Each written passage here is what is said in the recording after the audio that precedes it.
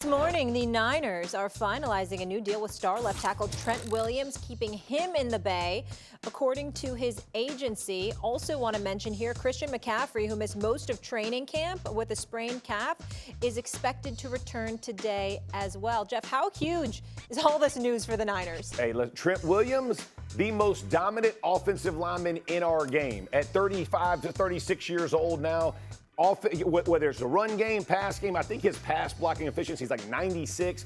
Three-time first team All-Pro. I mean, it's insane how good this guy is. So glad the 49ers finally get him done. A big man going back for this big game come Monday night. Big pickup back for the 49ers.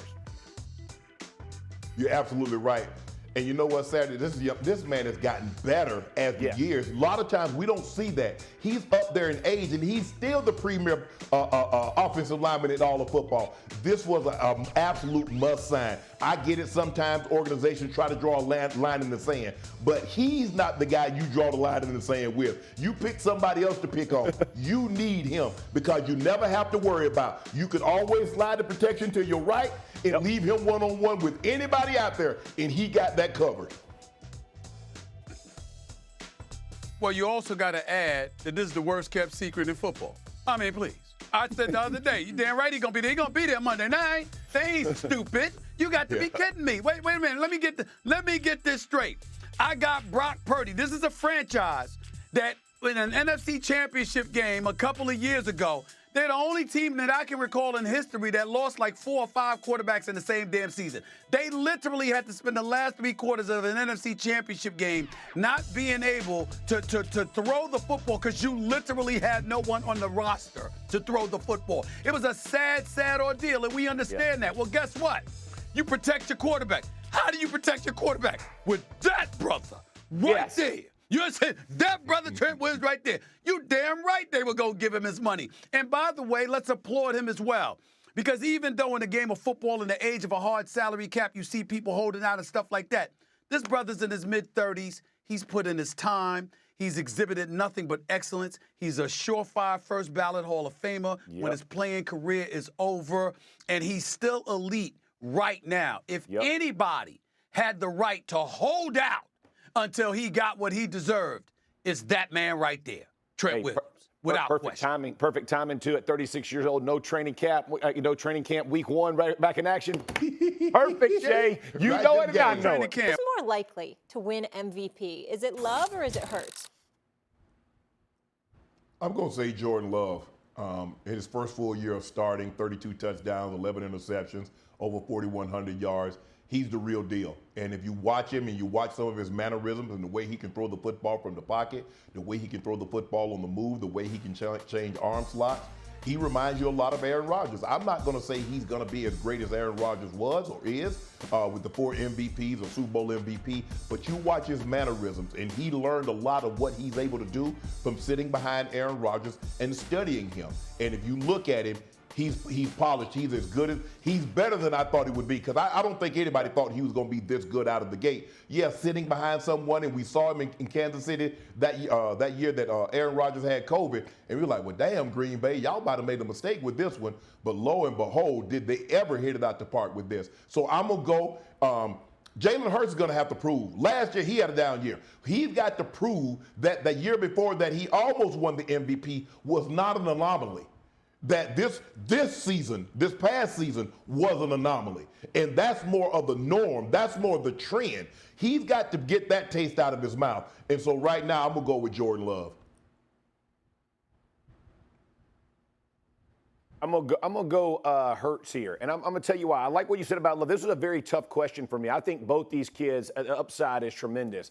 I think with the addition of Dotson coming in, Barkley being added to this offense, I think they have one of the best offensive lines in the game, and that's with Kelsey walking away from the game, who I think is a Hall of Famer in and of itself.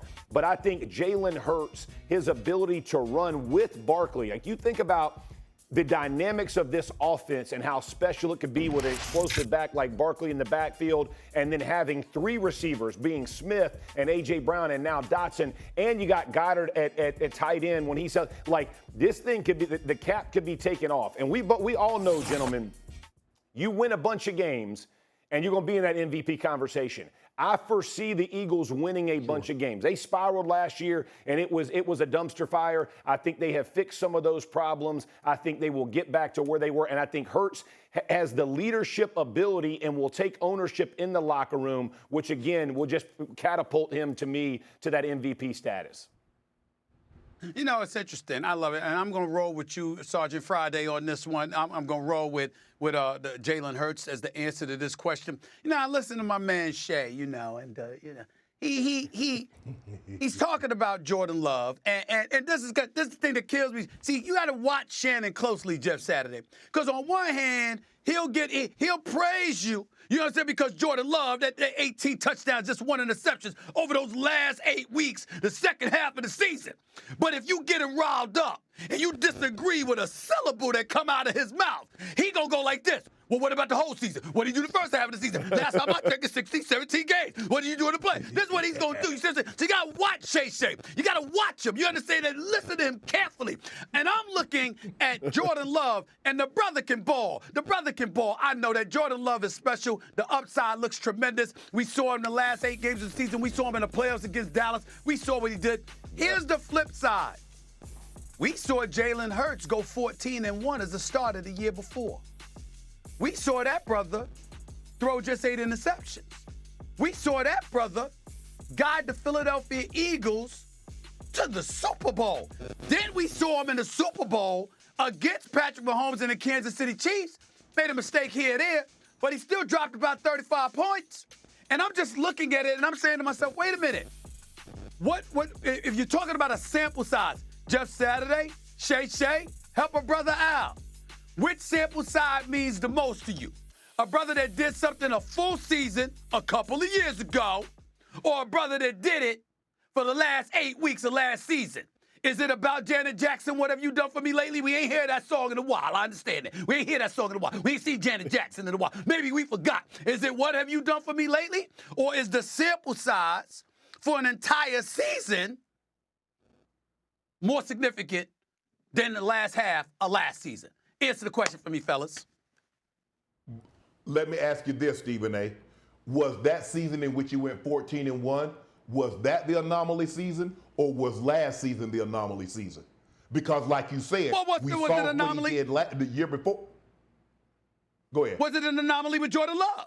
Was it an anomaly with Jordan Love last year? That's what I'm saying. Which one is more of an anomaly to you? We don't know. 2 seasons ago or last year? That's what I'm saying. We don't know.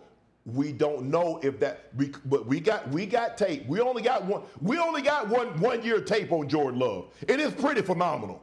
It really is, Stephen A. It's pretty phenomenal. And so that's all I'm basing it on. I do believe that Jalen Hurts can bounce back. The addition of Saquon Barkley, now can you imagine with that zone read? You have a guy that can hit his head on the goalpost. We know Saquon has breakaway speed. Now you have AJ, you have Dodson, and you have Devontae Smith, along with Dallas Goedert. They have a young roster of skill position players under the age of 30.